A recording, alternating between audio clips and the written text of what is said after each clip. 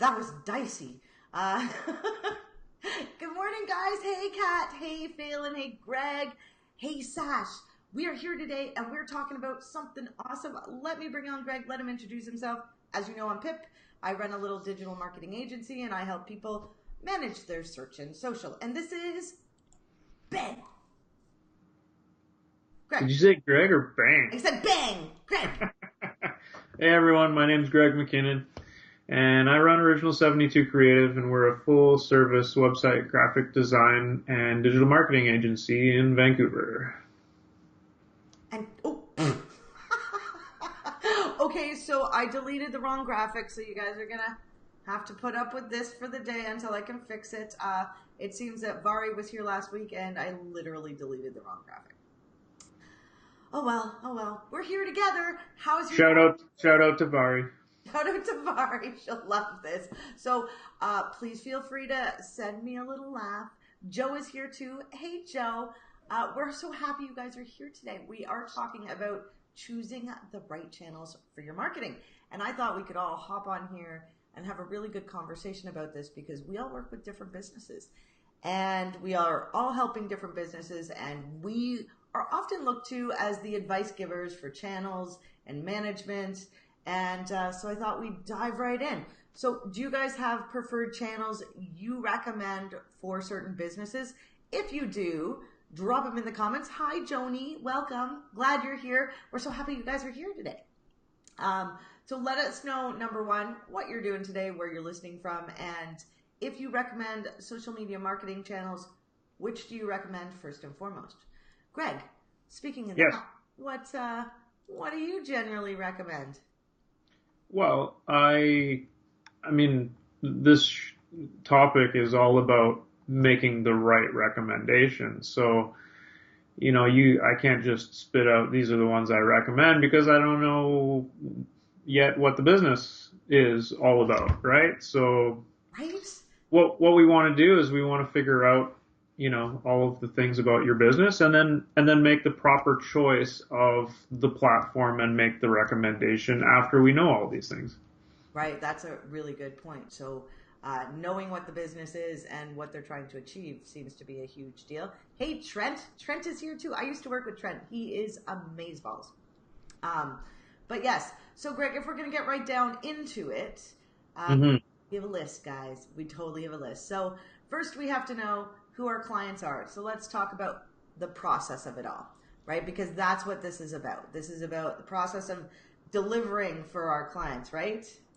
Yeah, you're gonna, your business, hopefully you have started the process properly and identified the audience that your business is going after. And knowing that audience is going to be hugely important for your business to succeed, and it will help you determine and make decisions based on your business needs and your, all of the other things, including choosing the right social platform, because they all have different types of audiences. Right. That's really important, actually. So, how do you figure people should go about doing that? Well, I guess it'll depend on your business and what you're doing, but you're going to obviously do your own research to figure out, I have X product, and it's meant for a certain person, demographic or whatever, and you're gonna, target whatever it is you're selling to that demographic. So it's really a case of looking at what your business is and what you're trying to sell and who that will speak to the most, and identify those people as your audience. And once you've identified your audience, you can start looking at where is my audience. What platform are they on? Where do they read the newspaper? Are they basically just online? Are they gamers? Depending on what you do, you'll figure out in that process who it is you're trying to get to and then the work starts to figure out where they all are. Hmm. Yeah, I totally agree. It is really a process, eh? Hey, Mona's here, Bonnie's here. Hey, guys. Uh, she's giving us hugs. So yeah, it's funny because it is such a process. I think it's if you're doing this, it's a good idea to whip out that pen and paper and start to dive into, as Greg was saying, like who are your clients, right? Because once you know who they are and what you're selling, then you can go the next steps and figure out your competition and what they're doing. I've actually heard, and I don't know if you've heard this, Greg, a really interesting phrase when you talk to people and some clients are like, "Oh, my competition's there. I don't want to be there." What do you think about that?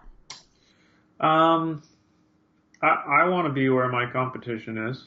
Yeah. I also see the value in being somewhere where your competition is not, but you definitely need to also be where your competition is. Right. Here's an interesting question, and not off topic, but on a side topic. How many of you guys are recommending businesses start groups? I think that is a really, because that's another channel, right? We're seeing all these other new things pop up for businesses and targeting, and there's just so much. So I mean, you could spend so much money on this stuff. So being drilled in, right? So competition, that's where we were. That's a big deal, right? Because where your competition is and what they're doing. So we actually, when we ask our questions to our clients before we start working with them, we ask them their top 3 to 5 competitors, right? Because we want to hear what they say. We want to see how their competitors are positioning themselves and where they are in the marketplace, right? Hmm. What works for them. I think though, knowing who your clients are is first, right? Yeah, like so identifying your audience, if we want to drill down a little bit, would be, know who your typical customer is. Figure out how old they are. Are they male or female? What's their income level or education level? What are their interests outside of what you're providing them? All of these things will sort of drill down and identify a specific audience for whatever it is you're selling. Yeah. Sherry's joined us, and Joe is saying she uses a closed Facebook group for her products and sales. I think that's attached to her main page. Is that right, Joe? That's interesting. Greg, do you run any groups for your clients? How's that looking for you? Not for clients, no. The groups take work. Yeah. Um, Super fun though, right, guys? so I'm not even sure how I would approach or if I would even want to run groups for clients. They might have to pay me quite a bit to just be on Facebook all day. Right. I think, yeah, it is. I don't know if we would offer that as a service either. What do you guys think? Would you offer it as a service or a recommendation to a client? So, in talking channels, once you've gone over, who your clients are and your competition, then we kind of talk about demographics, right? And the reason we talk about that is because this leads into the platforms you're going to choose. So we all know Snapchat's a big deal for a younger audience, even though it hasn't made the strides and Facebook's stealing a lot of their material. Um, it seems like a place where the younger generation is, and have any of you heard that Facebook's for old people? Have you heard that? Right? Have you heard that, Greg? Yeah, I mean it's a typically an older generation. The kids are not going on Facebook, so if you're targeting kids and tweens or whatever, that's probably not the place for you to be. Well, there's interesting business models. So if we look at radio, we see that radio has a demographic, but they don't age with their demographic. They're concentrated on bringing new people into that demographic. So they churn out eventually, right? You get too old and you're not going to listen to whatever crazy morning show it is, right?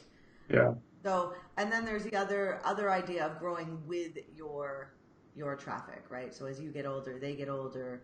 I guess that also depends on products, right? That you're Yeah, it depends again on your business or products or services that you sell, but I don't, I can't think of really a product or a service that grows along with their customer base. Typically, there's a target and your business is in that target. It doesn't move as that target grows. I worked at a magazine, my first advertising job, and their demographic grew with them. But that, I mean, interesting product, right? What was the product? It was a magazine, a gardening magazine. It didn't have to grow with the aging audience, but so they used two models. They had subscribers and advertisers, right? And both paid.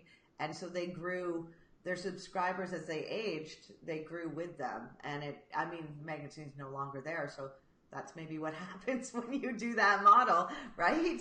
And then, You got a business lifespan. right? So interesting, right? It's interesting the positioning here. If we talk about demographics, why we talk about demographics is because that's going to help you pick your platform. If it's very business focused and, your audience is between, say, 25 and 34, you might want to consider LinkedIn, right? Because that's business focused. If they're employed, like an employee, sometimes they're not able to get onto Facebook. It actually is, I don't know, they cut it off so you can't. When I worked at Pattison Outdoor, that's what they did. You couldn't get on Facebook, which I thought was strange because how was I going to find advertisers? I mean, that was one avenue for finding new clients, right? Hmm. So demographics and let's talk about assets, Greg. Assets? The assets you have will help you determine the platform you choose, right? So, kind of what you like, whether it be, if, for instance, we were going to talk about two examples, but for instance, real estate agents, their major asset is the images they get from those properties, right? People love being a looky-loo. I mean, I do. Even though we got a house, I'm still looking at houses, and I think that's a real estate agent's biggest asset. So, if a photo was my biggest asset, I might want to choose Instagram over everything else. I mean, don't get me wrong, Facebook's everywhere, and 60% of people are on Facebook, so that would be a channel I might choose. But what do you think? Like, if you had to choose a channel based on your assets, I think it's a really good process, right? Because if you write, Assets can be created, right? And so I don't know if I would specifically choose the platform because of assets I already had. I mean, maybe I would if I am a very visual business, then obviously you would choose a visual platform, a more visual platform.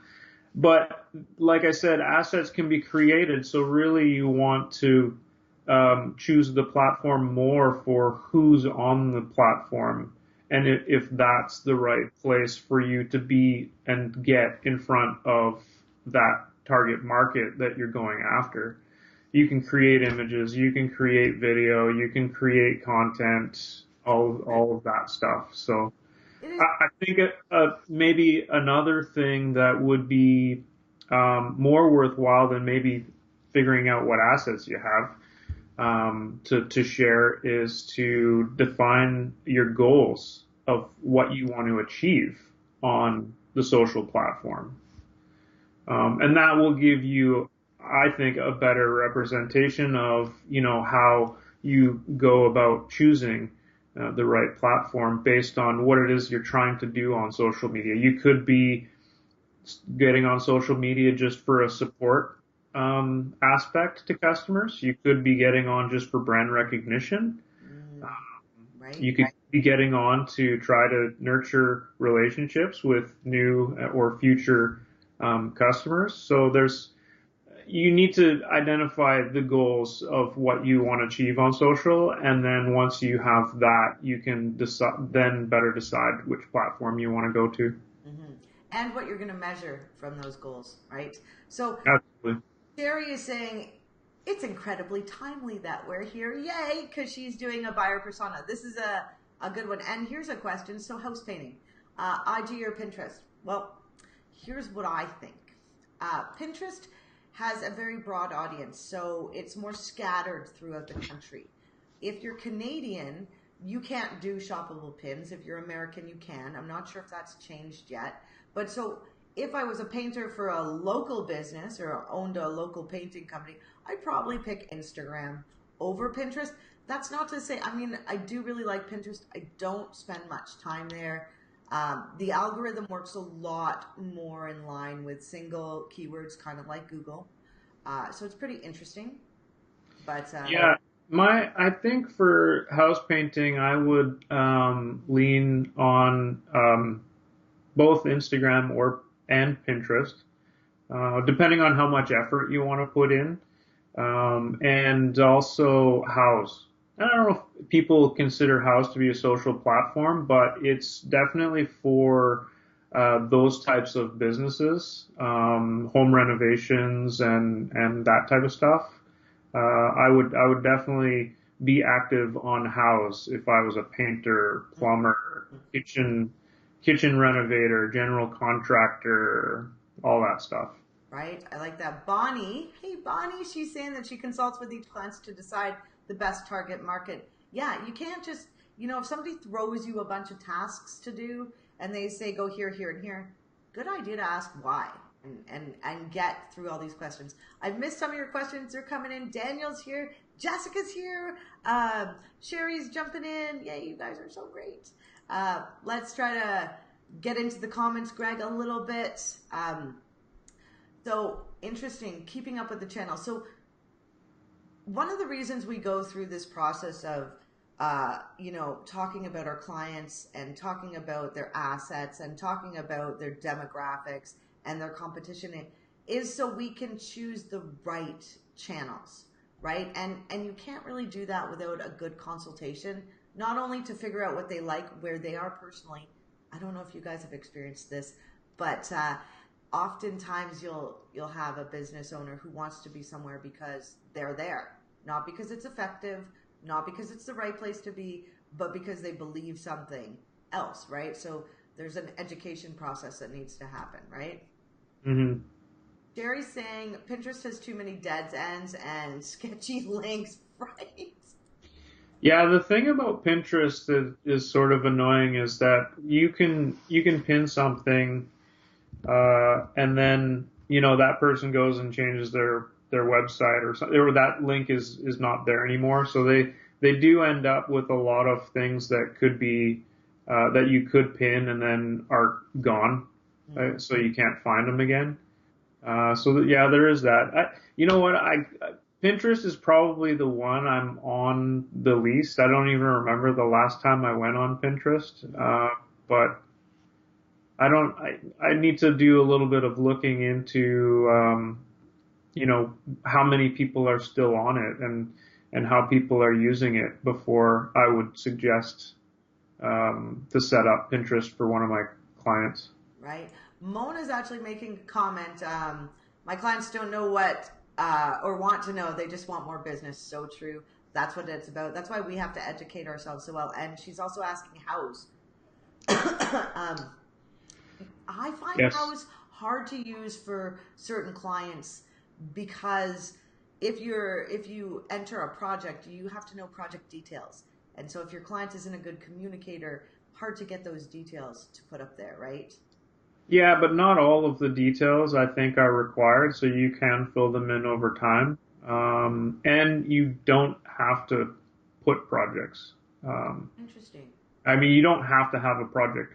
Actually, wait, that might be wrong. You may have to have three, Mm. I don't know if it's projects or galleries. I think you have to have a certain number of galleries. So why don't we explain what house is so Mona can know? Maybe it's American, isn't it? Yeah, I think they're both Canada and the US. And basically, it's a place for people who do really anything house related, um, house cleaning, window washing, Mm. Countertop, general contractor, renovations, all contractor stuff, kitchens, all contractor stuff. right? They're all on there, and people go and look for those businesses if they have a project, and you can look by location, and there's reviews and stuff like that. You can connect with other businesses that you do work with. So if you're a general contractor and you have, certain people in your area that you work well with, you can connect with them on Houzz and sort of refer back and forth. Right. It's basically a listing for your business on there, but you can add, your own photos and stuff like that. Mm. Right. And there's one other thing, and it's really funny because Kat kind of brings this up when she mentions this, which is time. You know, having time, having photos, having video. So your channel, if you're going to do YouTube, you got to make time to edit video, right? And put up video. If you are using Facebook, you need images, right? You just can't link things. And time is essential because technically, I mean, when it comes right down to it, you're charging your clients for your time and your skill level. So you have to take that in consideration, right? If they're only going to pay you pennies, maybe they can't be having posts every day, or maybe you can't answer your phone every time they call, right? So, and just the production of things, I think we really need to have an education process for clients about the production, how long things take. So I think that'll be a determinant of channels. For instance, Pinterest, yes, Pinterest again. Man, those images take a long time to create. They're long form, they're, what are they called? Infographics. So Yeah. a lot of the time, and that's not aligned with a lot of other platforms, right? Which is like a square. So I guess you want to consider time in choosing channels, right? Now I'm sure we all have channels we want to be in. So I want to hear from you guys. If you could choose, and say you had all the time in the world, what channel would you choose for yourself? An additional channel to what you're doing now. And yeah, so Greg, I don't know about you, but I generally, depending on the business, my range of recommendations are the ones I choose are LinkedIn, Instagram, which I don't really do much of, Facebook, Google My Business, and I don't do YouTube for clients, right? There's a lot of video involved in that. So what about you?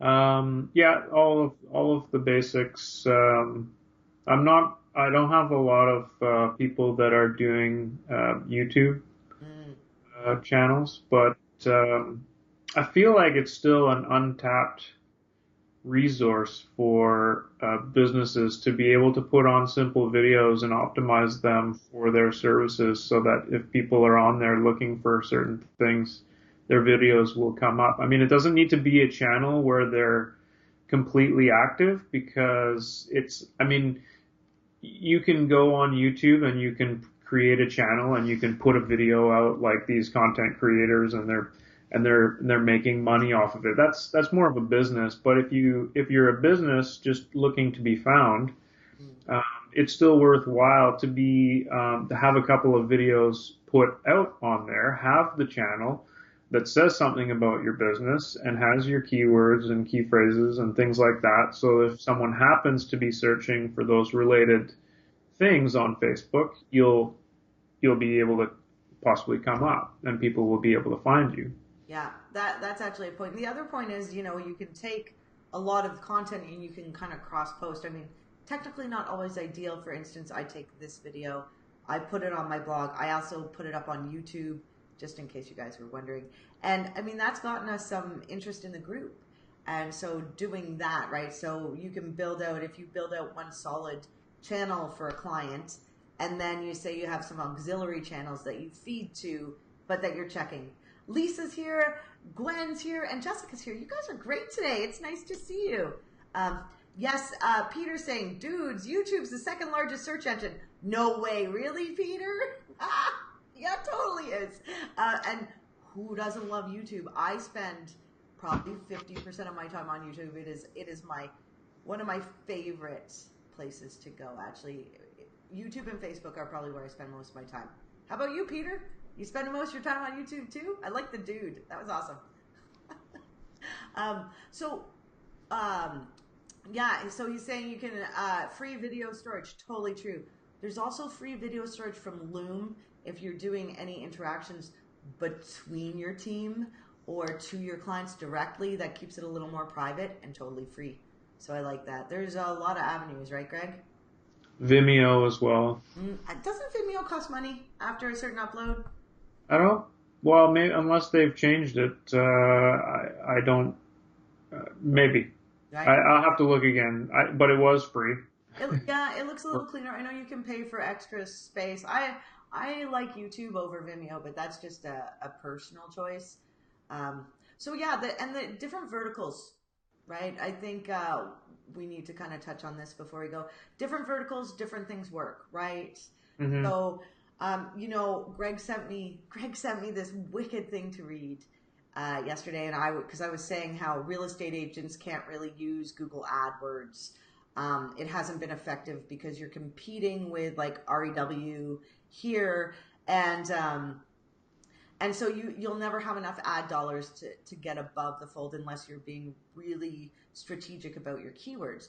Now that being said, when Greg sent me this article, it was about how Google is changing the face of how search works with the Google My Business, and how that's going to be a game changer for real estate agents and real estate agent companies. So it's always changing, right? And whatever your vertical is will have an effect. Like if all your competitors are on one, like all of them are on LinkedIn, then yeah, you should probably totally be there, right?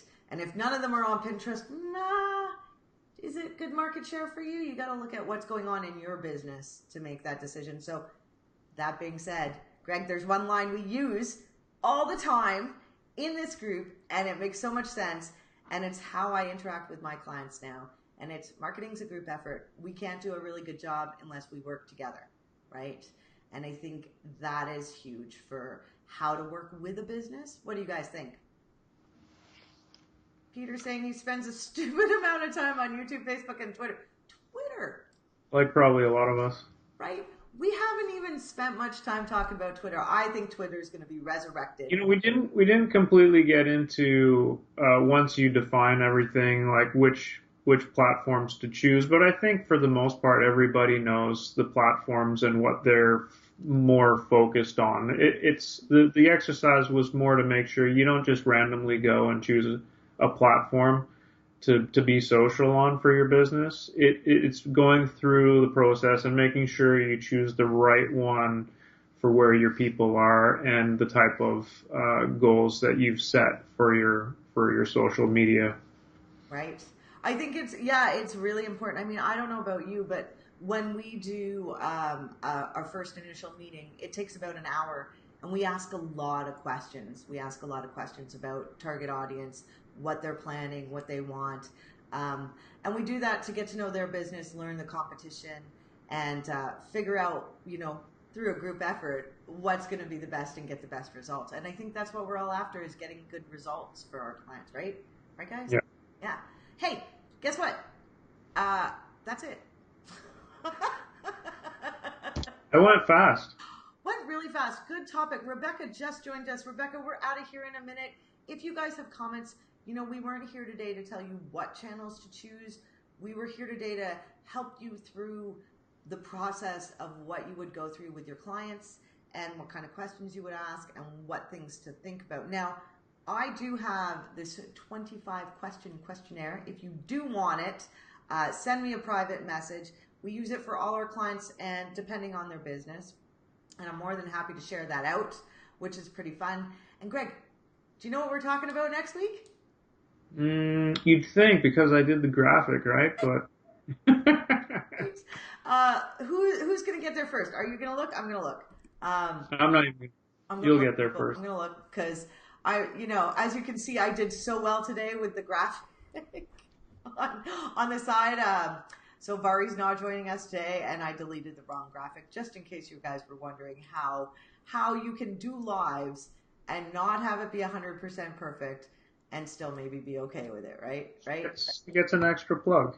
And so if any of you ever want to join us on a live, we are always taking people to join us. So we bring somebody on once a month to talk about something amazing. Next week, wait for it. Drum roll.